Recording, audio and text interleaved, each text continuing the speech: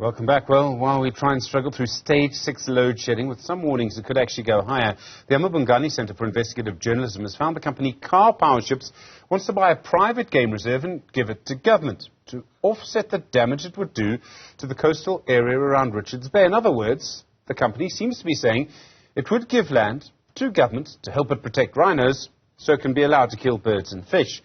Karpowership has so far been denied permission to anchor its ships in 3 harbours to generate power from liquefied natural gas. Susan Comrie is an investigative journalist at Amabungani. Susan, good afternoon to you. How exactly is this supposed to work? What's the plan for Karpowership and this game reserve? Yeah, it's an interesting one, Stephen. Definitely something we haven't come across before. It's what's called a biodiversity offset. I mean, essentially what is happening is that Karpowership's environmental consultants have looked at what the likely consequences would be of these ships being moored, particularly in Richards Bay. This is where this project focuses. And they've said that, despite Karpowership's best efforts, it's very likely to cause quite a lot of disruption to a very sensitive bird area, a kind of, globally renowned and important bird area for things like pelicans and flamingos. Now, in order to try and counterbalance some of that damage, Karpowership has proposed entering into an offset. Now, much like a carbon offset, the idea is you cause damage to one area, you make up for it in a different area.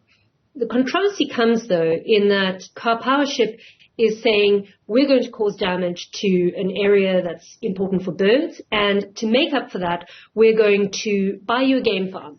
And that's going to be, for the protection of rhinos and elephants, undoubtedly of a lot of conservation value, but the balance has to be there, and it has to be about, protecting the environment that's going to be impacted by the project. As I understand it, this game reserve is actually, no one has any plans to use it for anything other than a game reserve. It's a privately owned game reserve right now, right? So I'm not entirely clear how we as South Africans, or how any wildlife anywhere, really benefits from this. So it's on the border, Madaka Game Reserve. Essentially, at the moment, it's a sort of private hunting ranch. It mostly, is populated by buck. It's on the border, though, with Itala Game Reserve, and it has the sort of headwaters for the rivers that are in Itala. So essentially, it would be a process, as I understand it, of taking down the borders, the fences between Itala, and expanding the area that rhinos and elephants have to roam in.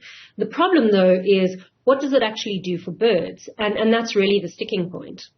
There's so many things to this, but it would seem that Karpowership, maybe, I don't know, can we read into that they're getting a bit desperate, that they really need this environmental approval and they're literally looking for any kind of option to get it? Yeah, I mean, that's a good point. We are now entering year 3 of Karpowership trying to get environmental approval for their projects. And in Richards Bay, they have tried over and over again and been denied. They've been given these opportunities to resubmit their environmental impact assessment. And this is really interesting because the proposal around the game farm and around another component of the offset, which is, to rehabilitate a neighboring estuary, that really gets brought in at the last minute. That's something that's not in the earlier documents. It's in the document which gets submitted in May, where they suddenly come up with this very unusual proposal. I mean, essentially what they're saying is they are offering government 2 types of offsets. They're saying, on the one hand, we will at some point rehabilitate the neighboring Mhlathuze estuary, and that will have a benefit for birds. But we don't know how long that's going to take. We don't know what kind of work that's going to involve, and we haven't come to an agreement about how much Karpowership is actually going to spend and what sort of work they're going to do. So in order to make up for the fact that that is not in place, they're offering the game farm as a kind of compensation, what they call ecological compensation to government. It is, however, completely, as Mvelo said, it's uncharted territory. I would call it irregular. I think it's fair to say that it is completely irregular. When one looks at the guidelines that are in place. Obviously, Karpowership, they disagree with that. They kind of call it groundbreaking and saying it's a sort of really novel approach that they're taking. But I think the jury's really out on that one.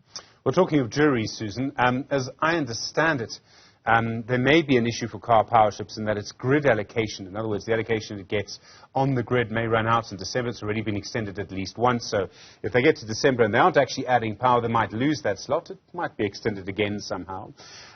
If they go ahead with this, it would seem likely to me that some of the environmental groups would probably try and challenge it in court. Someone would say that what is going to be lost for the birds is irreplaceable.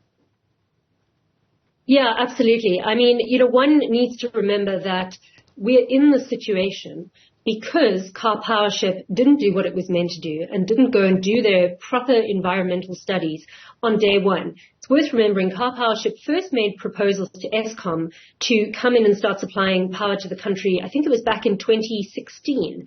Now, they've had a number of years. They could have used that time to get their environmental permits, to do it properly, to do all the studies they needed to do. Instead, they've tried at every turn to cut corners, and that's sort of why they keep being pushed back, why they keep being denied, why they're sort of leaving all of this gap open for these legal challenges to come in.